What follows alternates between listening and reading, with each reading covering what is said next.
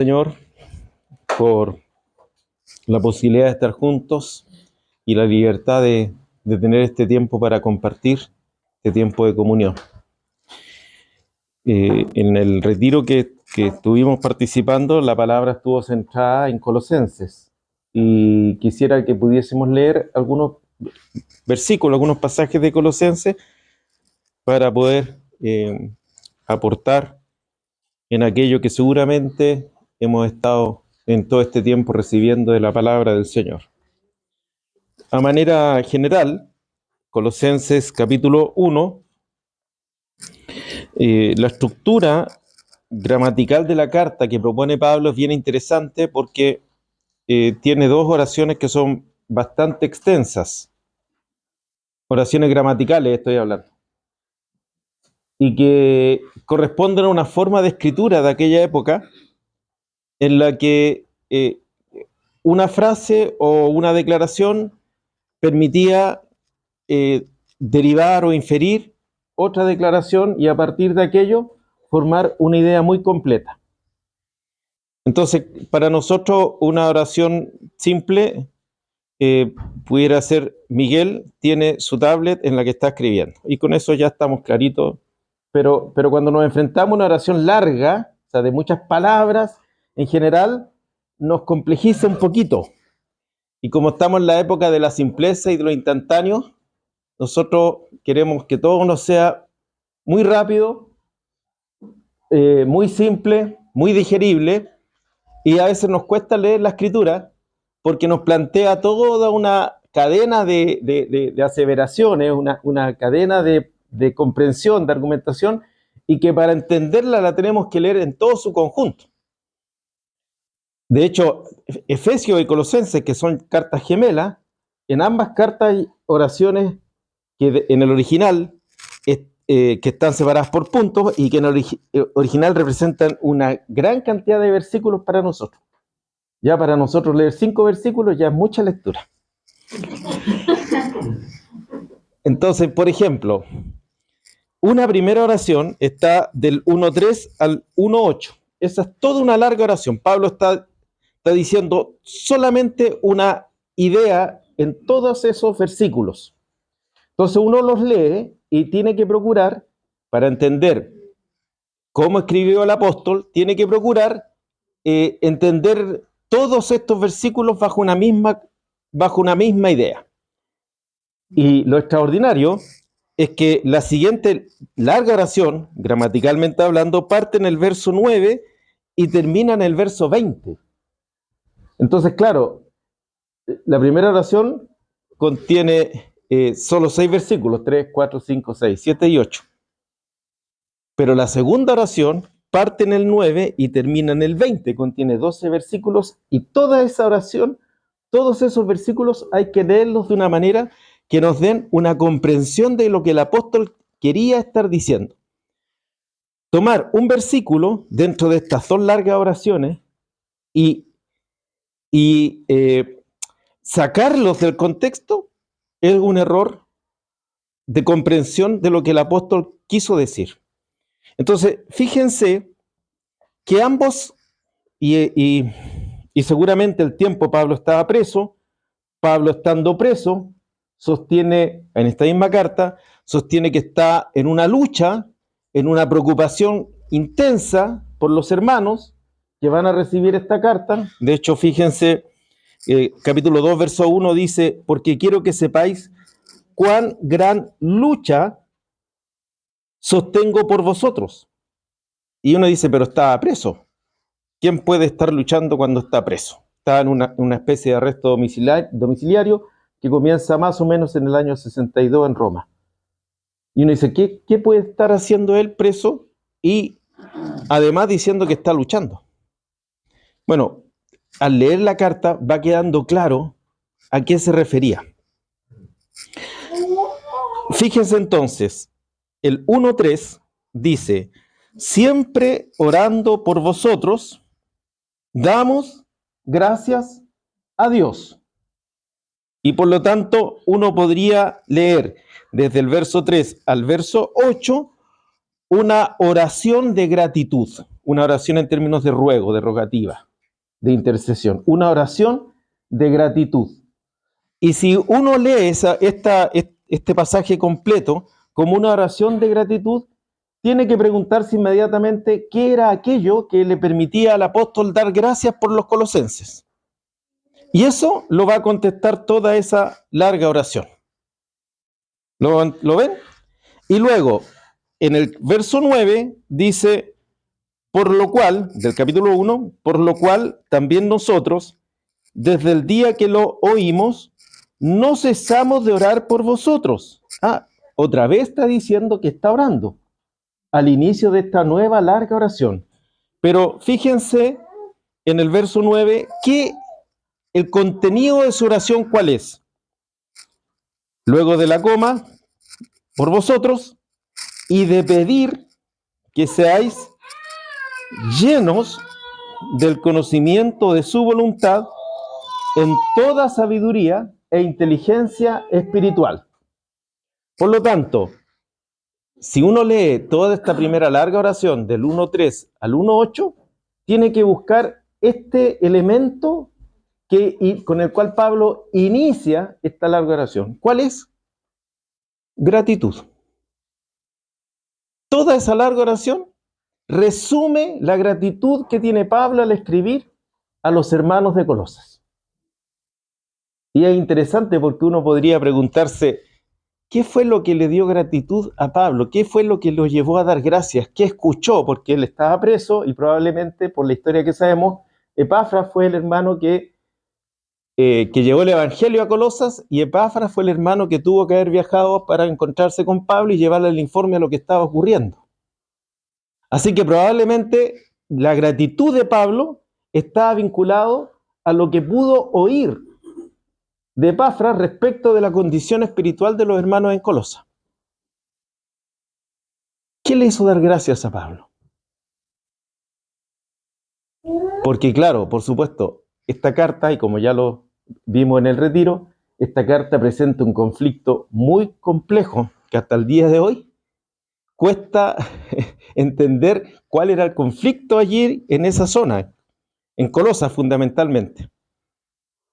¿Qué le hacía dar gratitud a Pablo?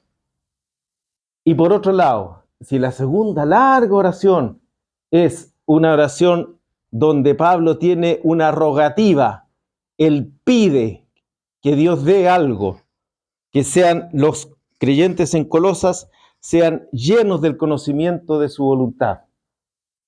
¿A qué se refería Pablo y por qué tiene esa rogativa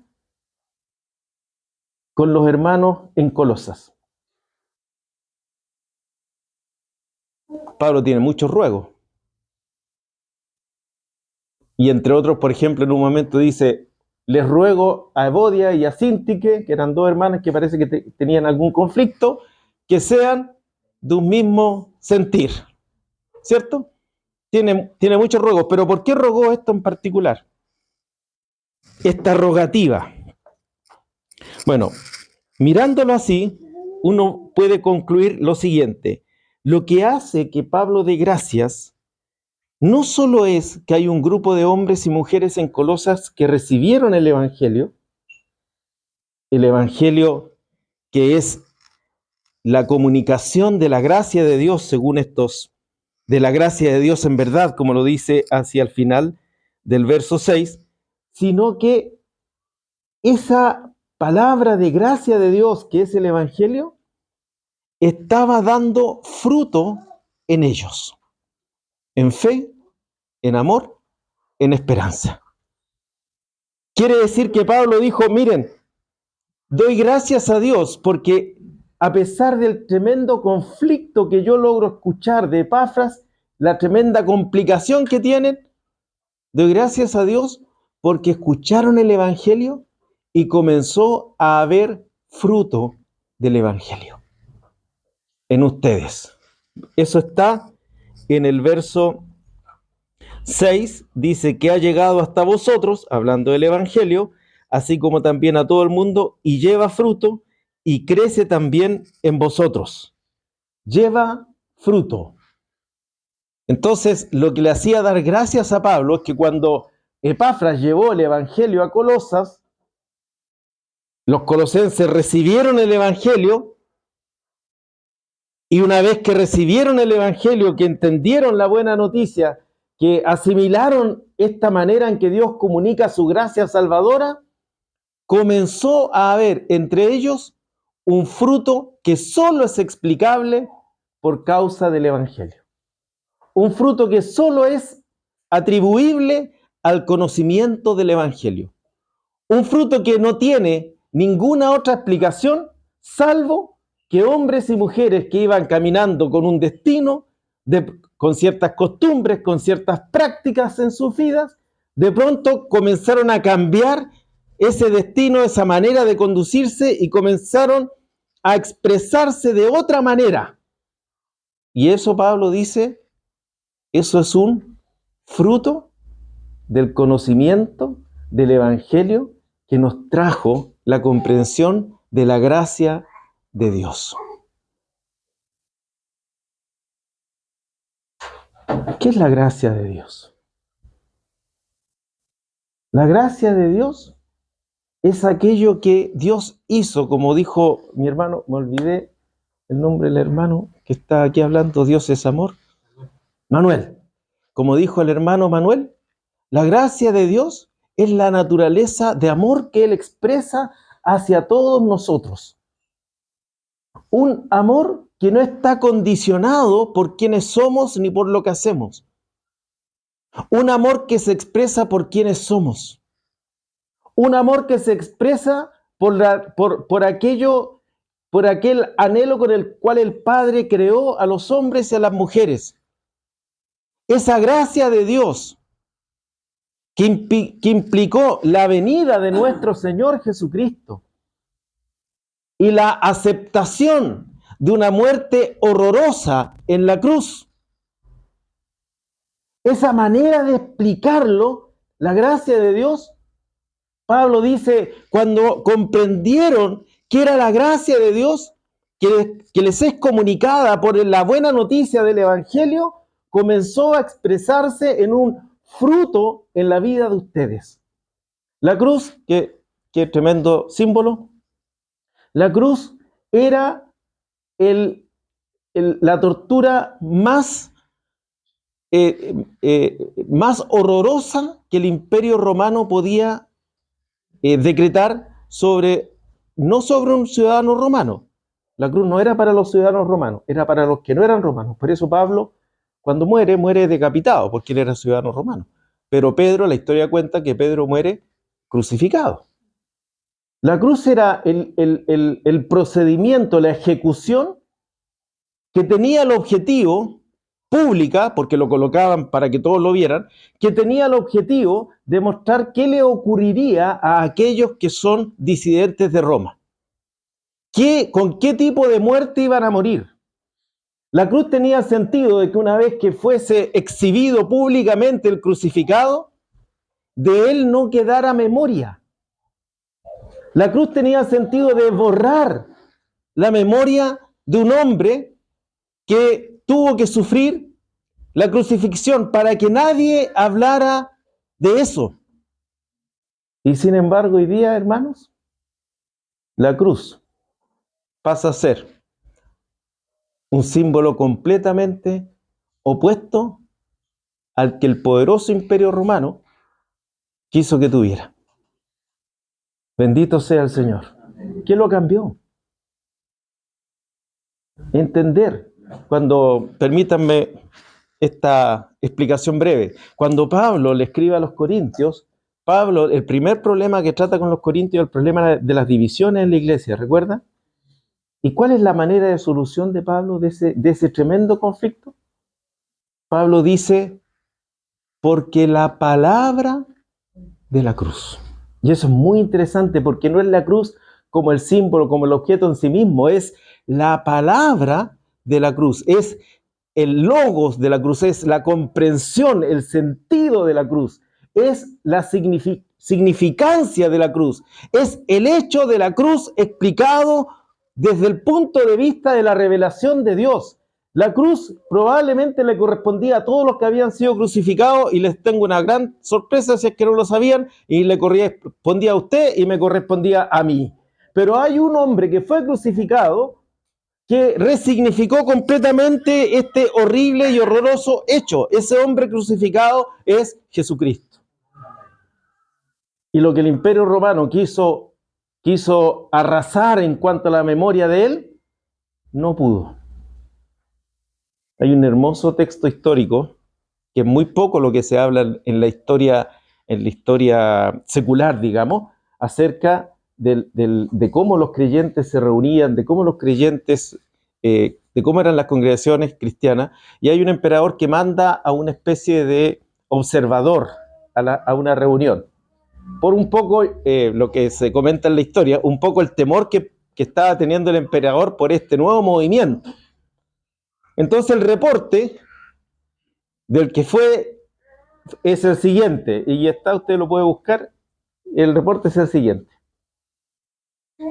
Son hombres, mujeres, niños, de distintas clases sociales, de distintas razas, que se reúnen para hacer algunas oraciones y que cantan a un rey que vino a morir por ellos, y que comen un alimento muy simple, un indefenso alimento. Comen un poco de pan y toman un poco de vino, y me llamó la atención que en la expresión decía, y se comen a su rey.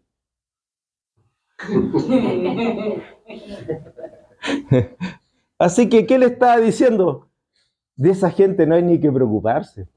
No tienen armas. No hay gente poderosa entre ellos. No tienen dinero. Comen algo tan simple. Pero no sabía que era la iglesia de Dios. Y las puertas del infierno no prevalecen contra este edificio glorioso que está levantando el Señor. Amén. Esa es la gracia. La gracia que cuando llega transforma, la gracia que cuando llega da sentido, la gracia que cuando llega nos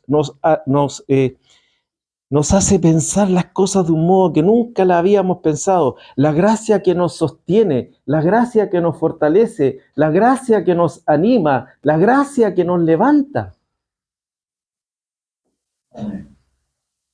El que no escatimó a su propio Hijo, ¿cómo no nos dará todas las cosas juntamente con Él? Así que, ¿qué le hace dar gracias a Pablo? Más reducido, más simple para nosotros, que llegó la gracia suya, la gracia de Dios a Colosas, y hubo fruto de esa gracia en hombres y mujeres transformados por el Evangelio. Aleluya. Pero luego Pablo tiene un ruego que es una petición constante que tiene el apóstol, y es esta: no cesamos de orar y de pedir, 1:9, sí, que seáis llenos. La palabra en el original es plenos, una palabra muy fuerte para esa época, porque estaba el llamado gnosticismo, que usaban el término plenitud. Aquello que todo lo llena, aquello que todo lo supera, aquel conocimiento que está por sobre cualquier otro conocimiento. Y Pablo le está diciendo aquí a los colosenses: tengo este ruego, tengo este anhelo, tengo esta oración constante a Dios por todos ustedes. ¿Cuál es? Que seáis llenos del conocimiento de su voluntad en toda sabiduría e inteligencia espiritual. Y aquí permítanme una pequeña aclaración. ¿Por qué este es el ruego de Pablo? ¿Por qué pide esto Pablo para los creyentes en Colosas? Porque, claro, uno lee toda la carta y se da cuenta que hay un telón de fondo que es muy complejo, la llamada herejía colosense, ¿cierto? Ese telón de fondo de la carta a uno lo hace pensar que Pablo debiera estar orando tal vez otra cosa. A uno le hace pensar que la solución que Pablo les tiene que dar tal vez va por exponer el error, primeramente. Pero fíjense, hermanos y hermanas, que aquí hay una habilidad, hay una inteligencia en el apóstol Pablo, que es no solo discernir el problema, no solo discernir el conflicto, sino que también es sobre aquello, es manifestar cuál es la solución a ese conflicto. Nosotros estamos en una sociedad en que, por supuesto, nos plantea la sociedad por sí misma, nos plantea que frente a nuestras situaciones conflictivas, nosotros tenemos en nosotros mismos la capacidad de resolver aquellas situaciones conflictivas, afirmando sobre todo nuestra identidad, basado en lo que algunos llaman el yo soberano. Soy yo el que soberanamente decide quién soy y cuál es la solución o cuál es la manera en que yo debo definir el camino que quiero seguir. Nadie debe intervenir, porque si alguien interviene está de algún modo afectando esa capacidad de decisión que solo te corresponde a ti. Ese es el discurso que tenemos hoy día y ese es el discurso con el cual nos estamos enfrentando. Y ese discurso tiene la siguiente situación. Frente a la complejidad que vivimos, a las circunstancias complejas que vivimos, tú tienes la capacidad de elegir un destino por el cual esforzarte y comprometerte con ese destino e insistir en ese destino una y otra vez, y después que insistas muchas veces vas a lograr ese destino. Y eso significa la solución a tus problemas. Entonces, si yo estoy en una situación compleja, cualquiera sea, de cualquier índole, la sociedad me está planteando una tremenda presión sobre mí. Soy yo el que tengo que definir. Soy yo el que tengo que resolver. Soy yo el que tengo que decidir. Nadie puede decidir por mí, nadie puede intervenir en esa decisión. Y así pensamos. Pensamos que no sé si le ha pasado, pero es un ejercicio que casi hasta es un tanto inconsciente o no tenemos clara conciencia de lo que hacemos, porque enfrentamos una situación compleja y nos vamos, por supuesto, tardecito en la noche nos vamos a acostar y empezamos a darle vuelta al problema,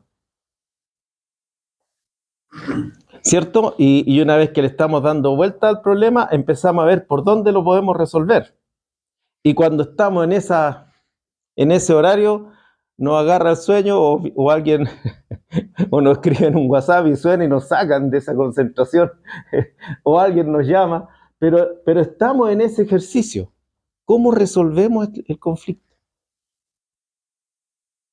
Y cuando Pablo entiende que hay un conflicto en Colosas, lo resuelve de una manera extraordinaria, de una manera brillante. Lo que el Pablo le estaba diciendo a los colosenses es lo siguiente. Permítanme parafrasear este ruego de Pablo. Lo que está ocurriendo en Colosas, esta, comillas, herejía colosense, difícil de definir a partir de la Escritura, tiene una solución. Y la solución es esta. Sean llenos del conocimiento de su voluntad en toda sabiduría e inteligencia espiritual. Aleluya. Enfrentarnos con, bueno, por supuesto, un hombre guiado por el Espíritu Santo, un hombre guiado por el Espíritu de Dios, es enfrentarnos con aquella realidad que nos examina a nosotros. Miren, acompáñenme en una breve lectura, ahí en el Salmo 139, solamente el verso 23 y 24. Fíjense el salmista cómo oraba. Salmo 139, versos 23 y 24.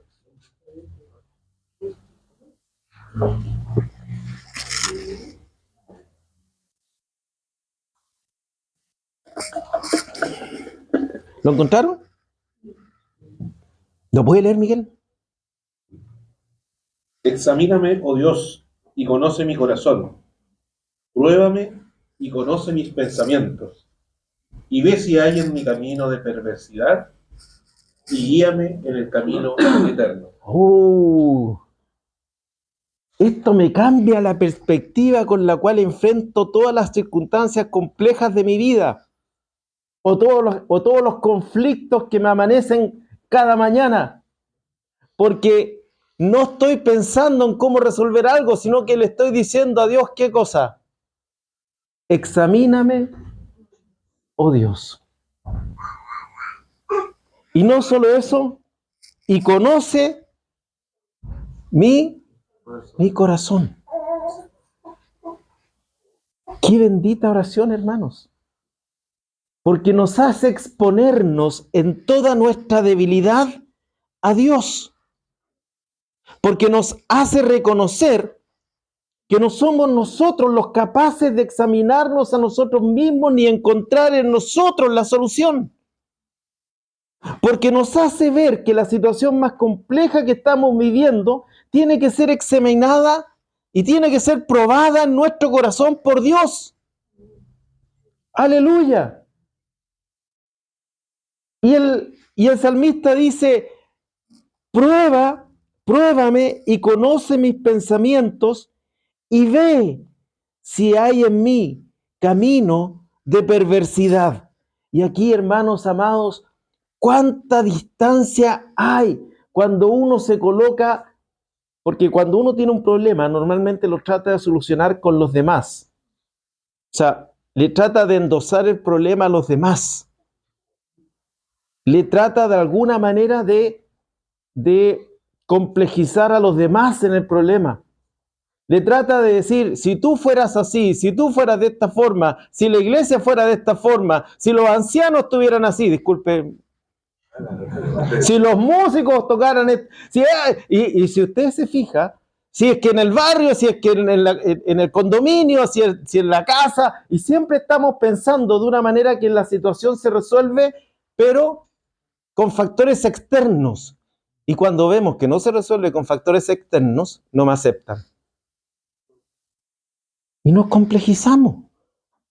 Porque pensamos que lo que nosotros creemos, pensamos que lo que nosotros definimos, basado en esta figura moderna del yo soberano, es la manera de resolver el conflicto. O es la manera de resolver la situación.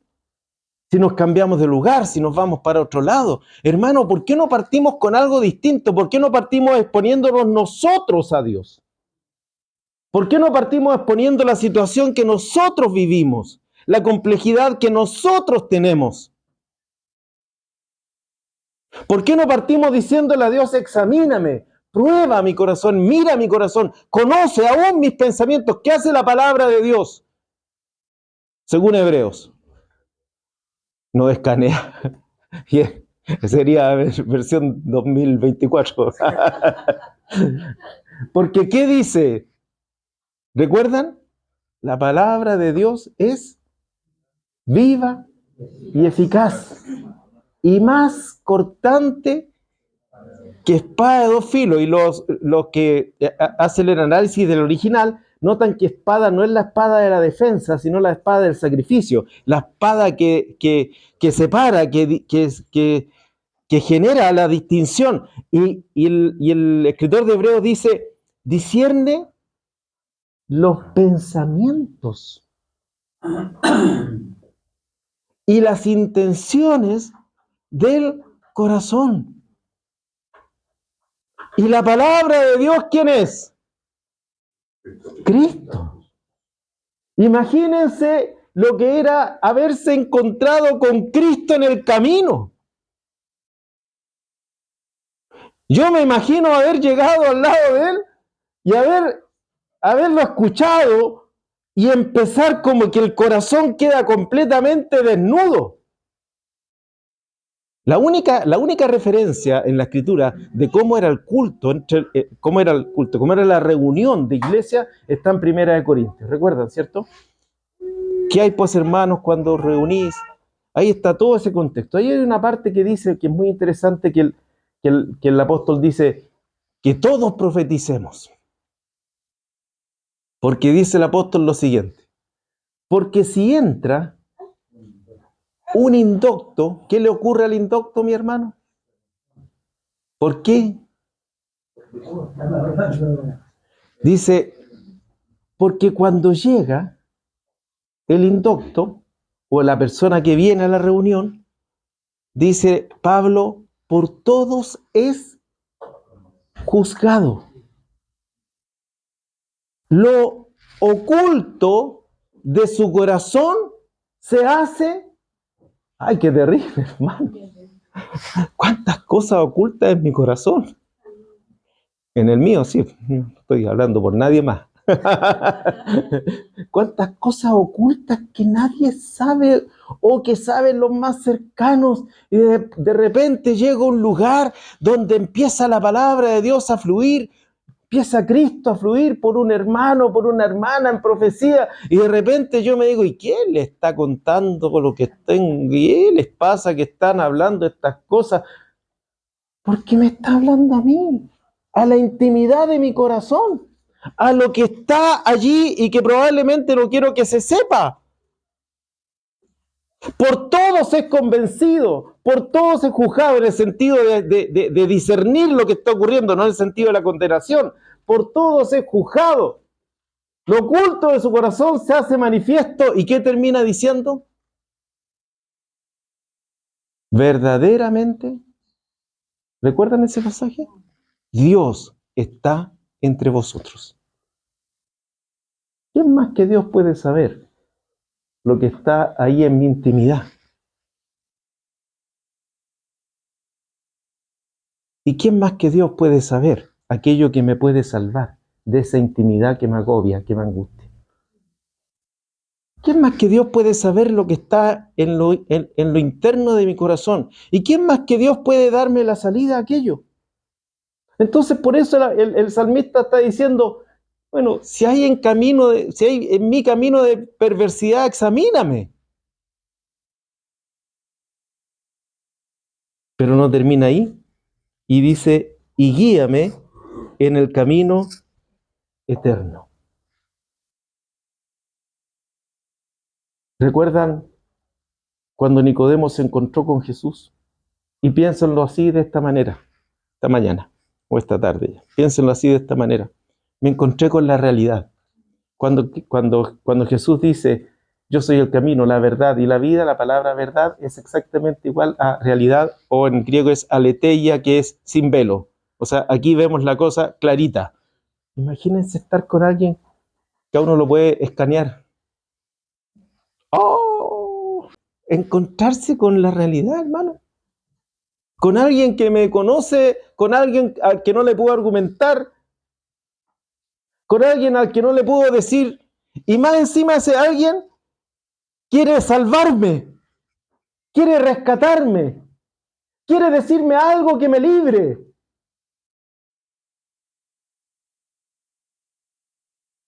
Un caso icónico, que yo creo que por eso lo puso el apóstol Juan, la mujer samaritana.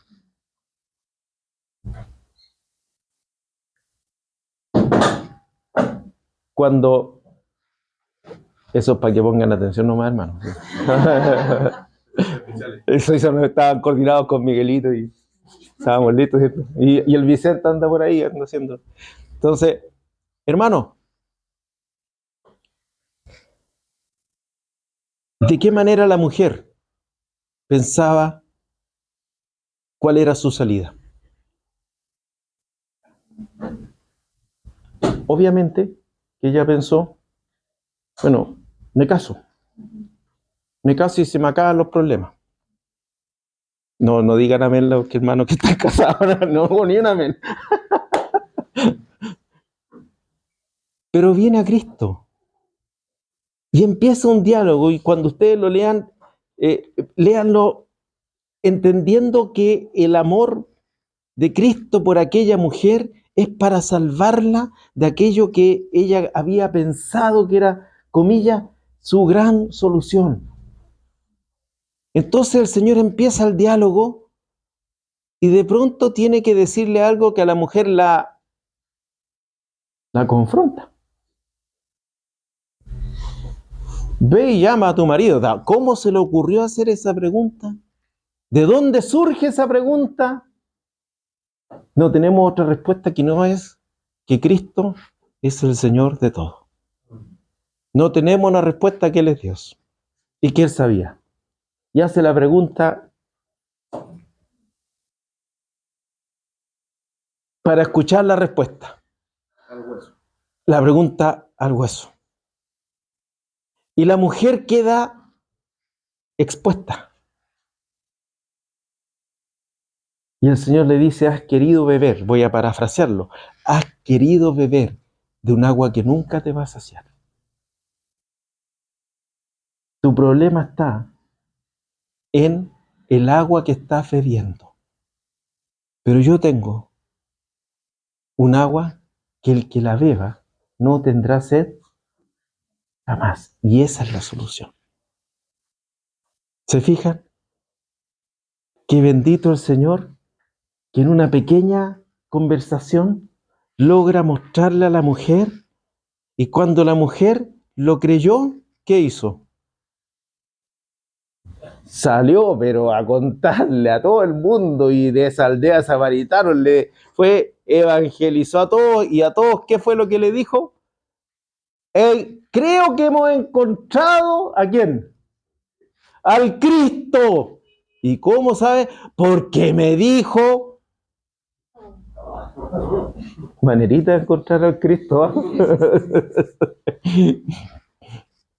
Me dijo todo, pero no me lo dijo para afrentarme, no me lo dijo para burlarse o me lo dijo para resolver el conflicto que yo había querido resolver en una y en otra decisión, y de pronto viene Él y aleluya, con una gracia, con una claridad, con una lucidez. Bendito sea el Señor. Cuando viene Nicodemo, el Señor parece que es un diálogo de sordos, porque Nicodemo está hablando de algunas cosas y el Señor habla de otras cosas. Nicodemo está diciendo, sabemos que has venido de Dios como maestro, y el Señor le dice, si no naces de nuevo, y Nicodemo se confunde entero. El Señor le dice a Nicodemo, eres tú maestro de Israel y no sabes estas cosas. Porque la solución, Nicodemo, no es acercarte a lo que estás viendo humanamente, porque no vas a poder ver, no vas a poder entrar. La solución, Nicodemo, es nacer de nuevo. Aleluya. Entonces, esta extraordinaria, hay un autor que se llama Augusto Curie, que escribe La inteligencia emocional, sobre la inteligencia de Cristo, y parece que te regalé un libro de eso, ¿no? Ah, ¿a usted le regalé? Ah. Porque tu papá dijo que le había gustado el libro. Leyó un capítulo, tenéis que leerlo entero.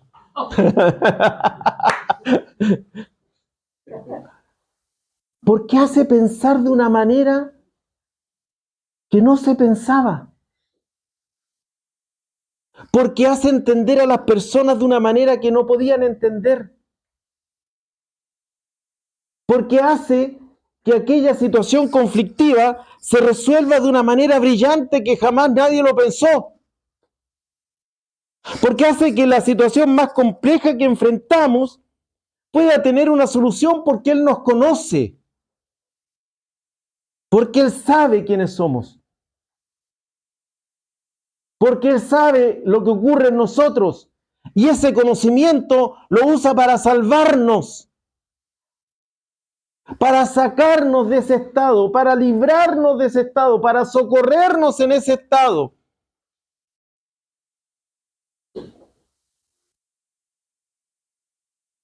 Extraordinario nuestro Señor Jesucristo, cómo trata, cómo Él habla, cómo intenciona, cómo genera en el corazón aquello que no nos es posible pensar, aquello que no nos es posible elaborar, aquello que viene solo de arriba, y que permítanme decirlo de este modo, y que se encuentra con nosotros, para que desde nuestra realidad nosotros resolvamos nosotros seamos rescatados, nosotros seamos levantados, seamos animados.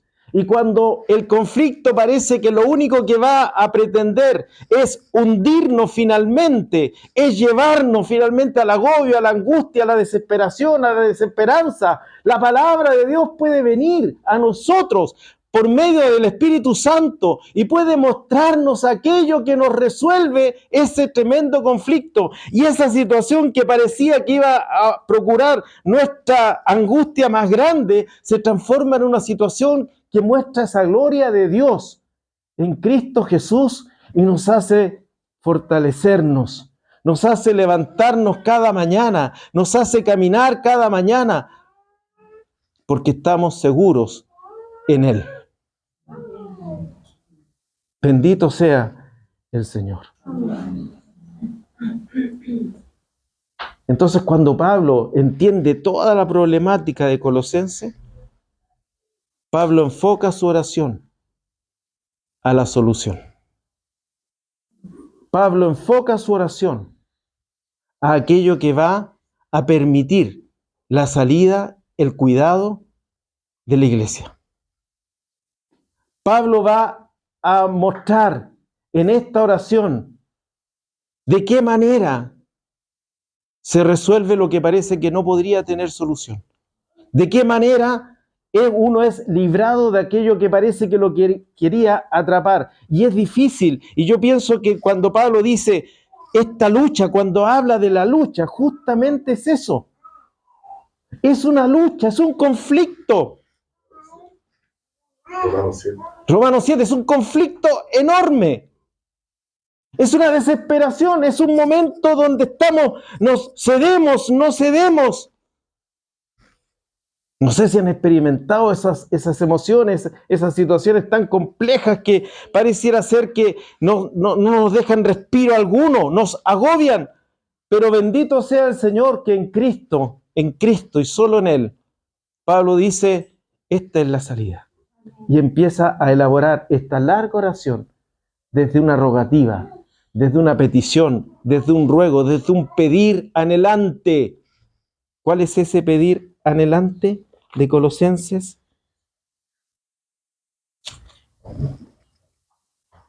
No cesamos de orar por vosotros y de pedir que seáis llenos. Aquí está, hermanos. Eso le estaba diciendo Pablo. Aquí está, hermanos. Este es el tiempo para llenarse del conocimiento de su voluntad en toda sabiduría e inteligencia espiritual. De aquí comienza a surgir la posibilidad de no ser arrastrado por toda esta cosa que ustedes están viviendo, por toda esta tensión que ustedes están viviendo.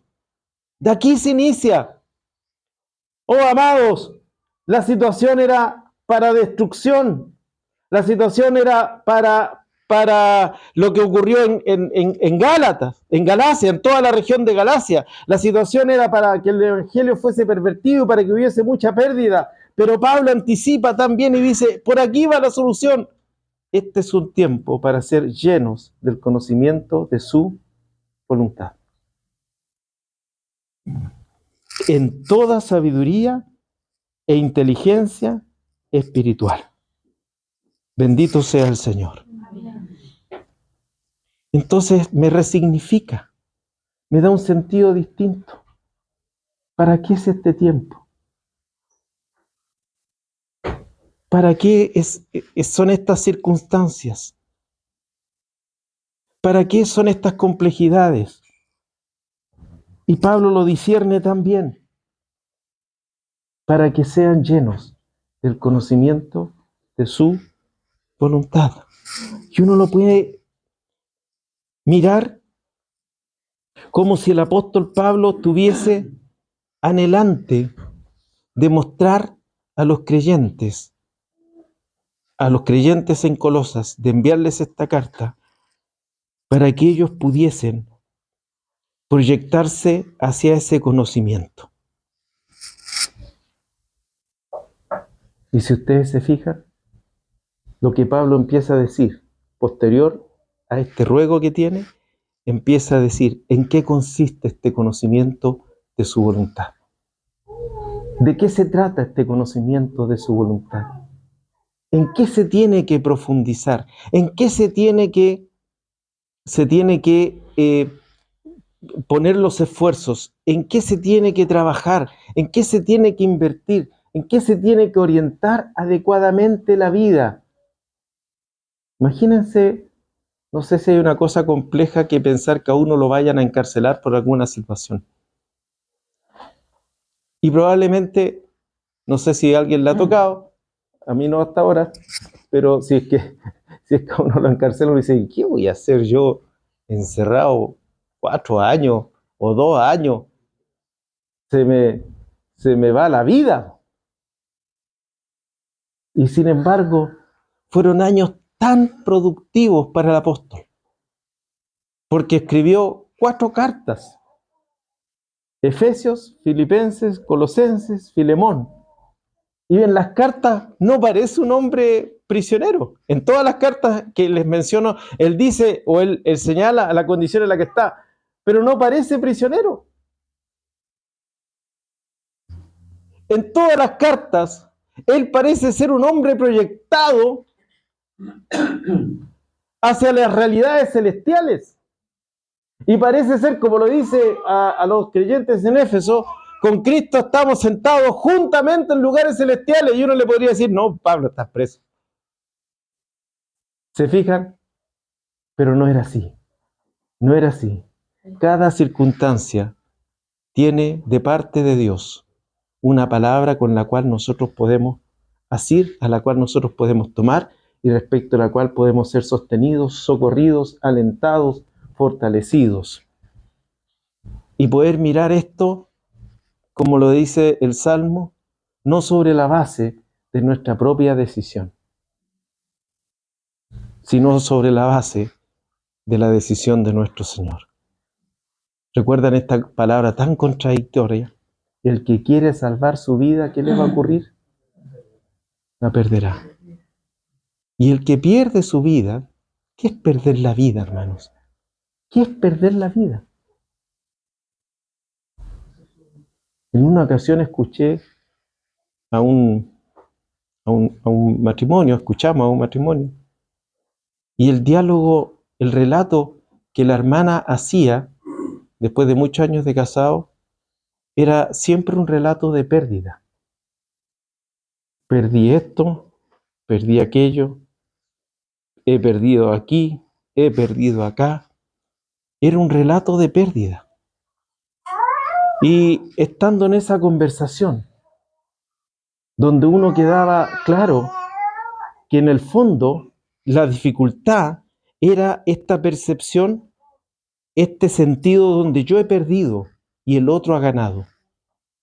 Donde yo me he negado, pero el otro no lo ha hecho. Donde yo he resultado en pérdida, pero el otro no.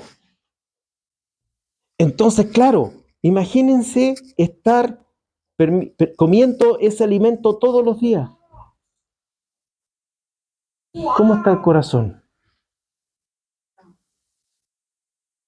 ¿Cómo? Frustradísimo, amargado, enojado, irritado.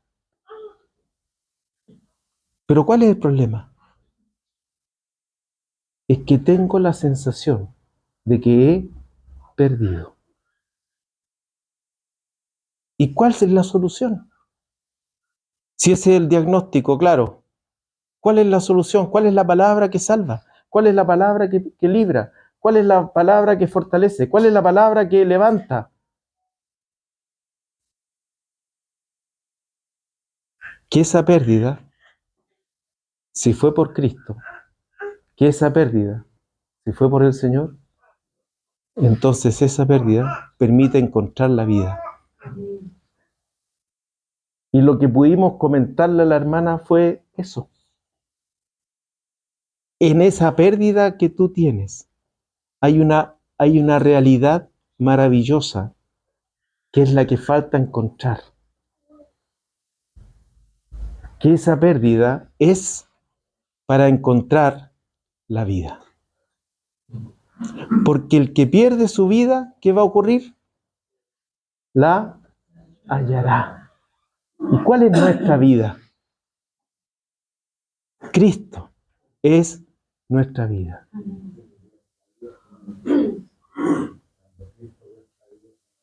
Aleluya. Entonces, extraordinario la manera en que el Señor puede ir resolviendo, la manera en que Pablo enfoca o nos reenfoca respecto a las situaciones complejas que nosotros tenemos o que nosotros vivimos. Es extraordinario. ¿Por qué? Porque nos da la salida, que no está en nosotros. Porque nos da la palabra, que no está en nosotros. La palabra para los colosenses, frente a toda la complejidad que implicaba esta situación tan difícil de enfrentar, era una sola. Una carta que Pablo escribe en esta época es Filipenses. Y si ustedes se fijan, y una expresión que es muy, muy bonita, Filipenses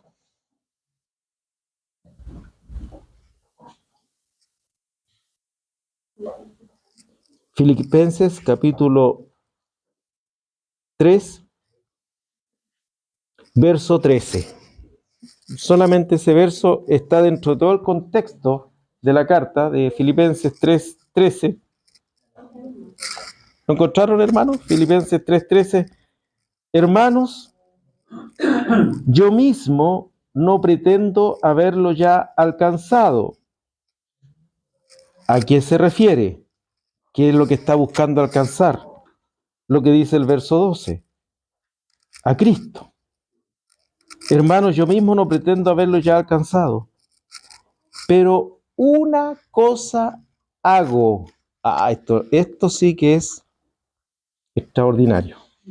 Porque ¿cuántas cosas tengo que hacer yo mañana? Hoy día en la mañana me levanté un poco más temprano y empecé a ordenar un poco el día lunes. Y empecé con todo lo que tengo que hacer a listarlo ahí en el calendario del celular, a listar todas las cosas que había que hacer en el calendario del celular. Las reuniones, llamadas aquí, allá. Y dije, mañana tengo, no sé, como 8 cosas. Pero tengo esa una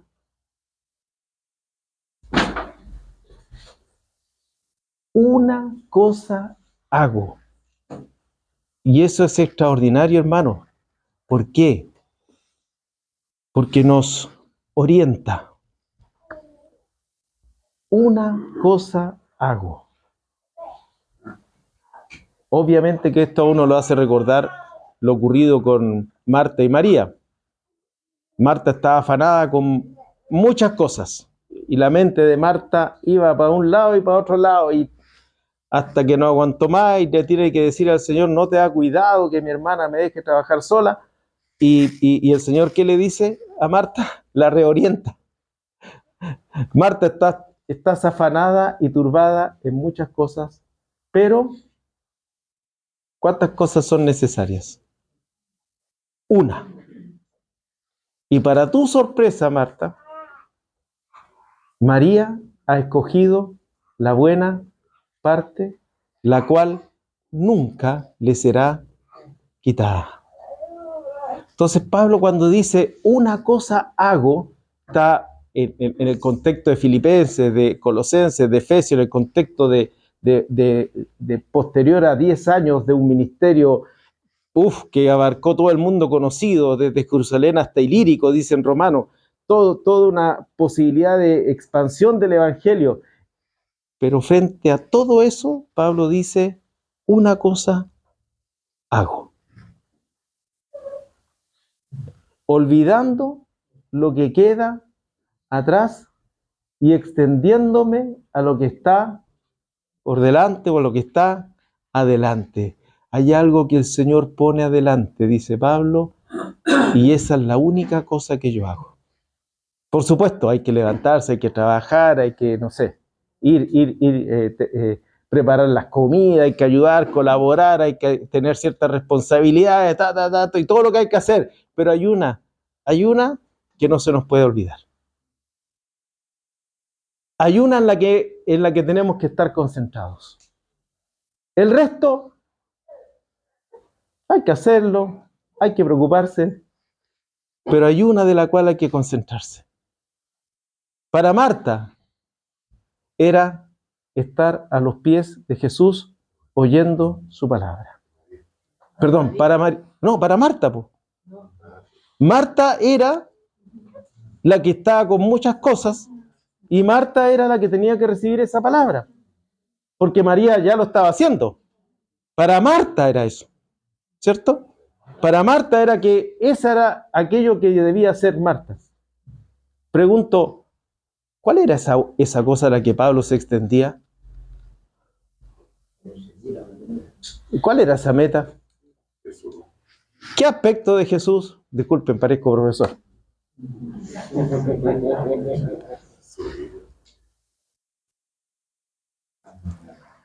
¿Me permiten? Ya que dejé la duda.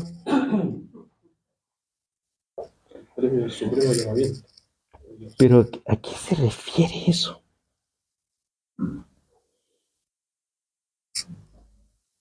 Yo creo que se refiere al verso 10 del capítulo 3.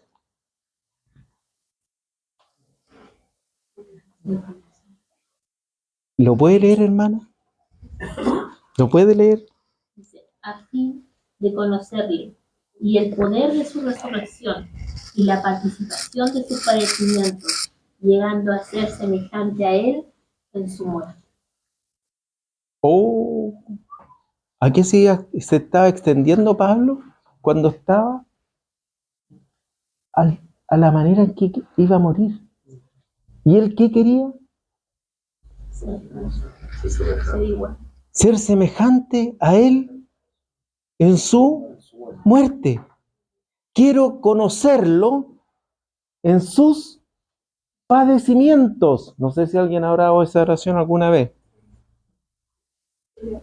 Quiero llegar a ser semejante a él cuando hacía milagros, cuando sanaba, cuando las multitudes lo seguían. Y Pablo dice, quiero ser semejante a él en su muerte. Y Pablo dice, extendiéndome a lo que está delante. ¿Qué está delante? Delante está lo siguiente. Pablo ha tenido 10 años de extenso ministerio como apóstol del Señor desde que fue llamado de Antioquía de Siria. 10 años en que llegó el Evangelio por todas partes, todo lo llenado del Evangelio de Cristo, le dice a los romanos. Y ahora está preso. Y dice, pero aun cuando estoy preso, me estoy proyectando hacia ser semejante a Cristo en su muerte. Y eso es una cosa hago. ¿Qué pasaría si tengo que morir por la buena noticia?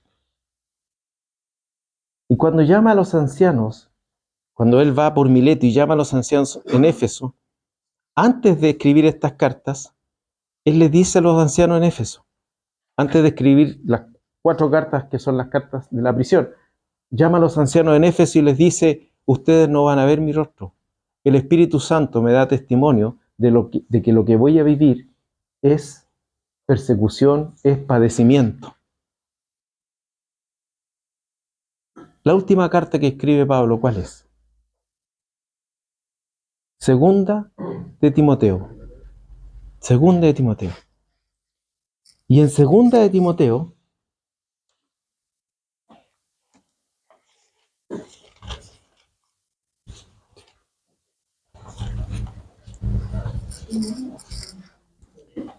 Pablo tiene esta expresión.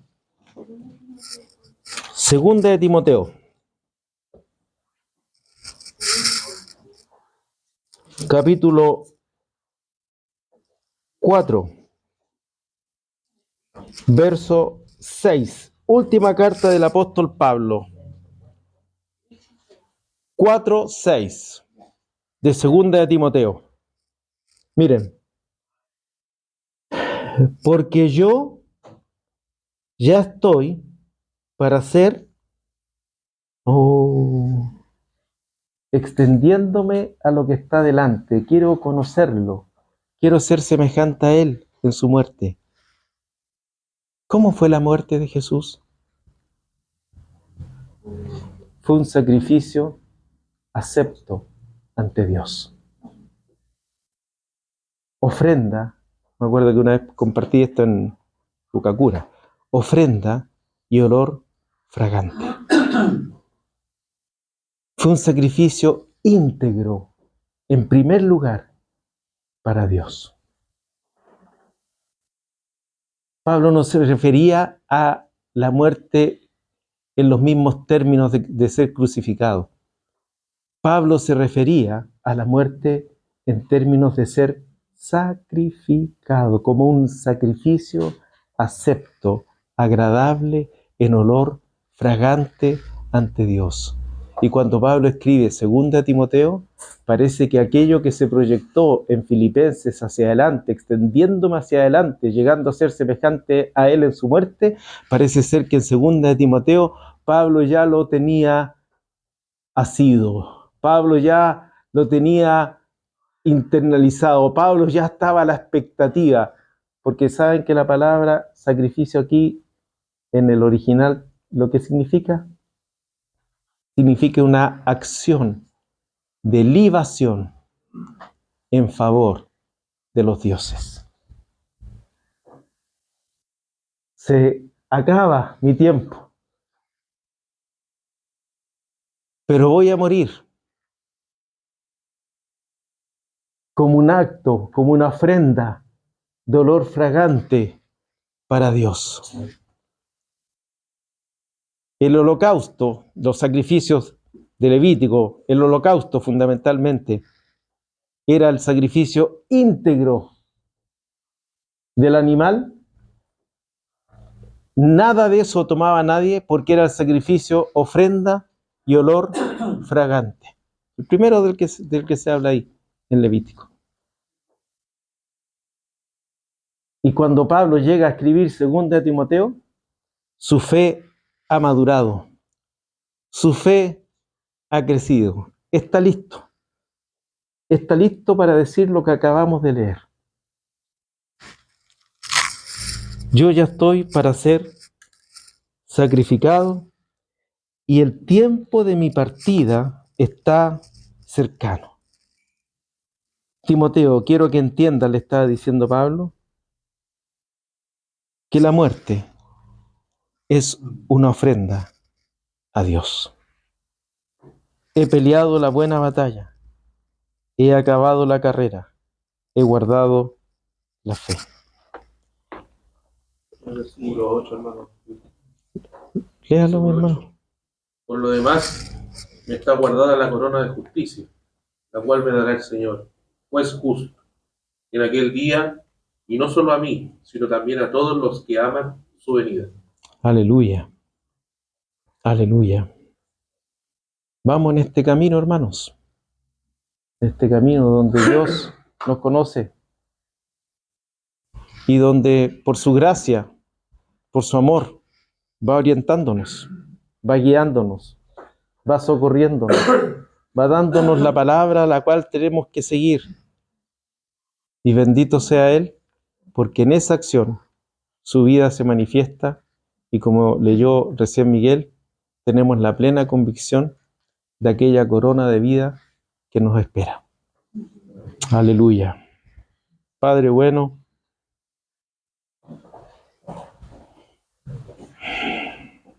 queremos estar esta tarde delante de ti, en el conocimiento de tu iglesia, en el conocimiento de tu presencia, en el conocimiento de que somos convocados a estar contigo. Queremos estar, Señor, para que seas tú quien, por tu palabra, que es Cristo, examines la intimidad de nuestro corazón. Veas, Señor, nuestras mayores complejidades, nuestros momentos de dificultad, y puedas tú, Señor, proveernos de aquello a lo cual nos tenemos que extender. Proveernos de la palabra que salva, de la palabra que libra, de la palabra que rescata, de la palabra que orienta. Proveernos tú, Señor, de la palabra que trae un bálsamo a las heridas del corazón. Proveernos tú, Señor,